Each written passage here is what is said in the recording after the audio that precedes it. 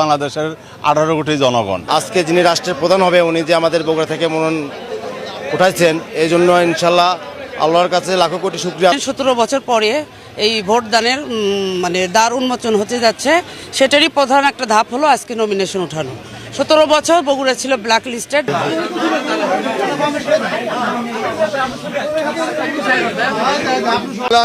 রহিম, সম্মানিত সাংবাদিক ভাইরা, আজকে আমরা আগামী 26 সালে দেশ মাতা বেগম খালেদা জিয়া বগুড়া 7 আসন থেকে নির্বাচন করার কথা পার্টি থেকে ঘোষণা করা হয়েছে। তার মনোনয়নপত্র উত্তোলনের জন্য আমরা আজকে এসেছিলাম। ইতিমধ্যেই আমরা তার মনোনয়নপত্র গ্রহণ করেছি ইনশাআল্লাহ। আমাদের প্রিয় নেতা তারেক রহমান বগুড়ার সন্তান, তো আমরা আসলে গর্ববোধ করতেছি যে আজকে যিনি রাষ্ট্রের প্রধান হবে উনি যে আমাদের বগুড়া থেকে মনোনয়ন উঠাইছেন, এই জন্য ইনশাল্লাহ আল্লাহর কাছে লাখো কোটি শুকরিয়া আদায় করছি।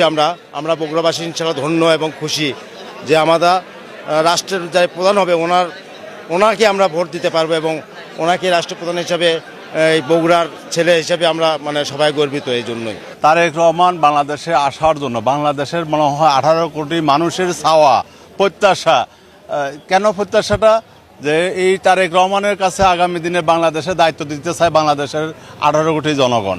এই জন্যই তো প্রত্যাশাটা ছিল, তাই না? তো দেখেন, যখনই ঘোষণা হয়েছে ডিসেম্বর মাসের 25 তারিখে তারেক রহমান আসবেন, আমার মনে হয় সারা বাংলাদেশের মানুষ এখন অপেক্ষায় রয়েছেন কখন ডিসেম্বরের 25 তারিখ 12টায় উনি ল্যান্ড করবেন বাংলাদেশের মাটিতে।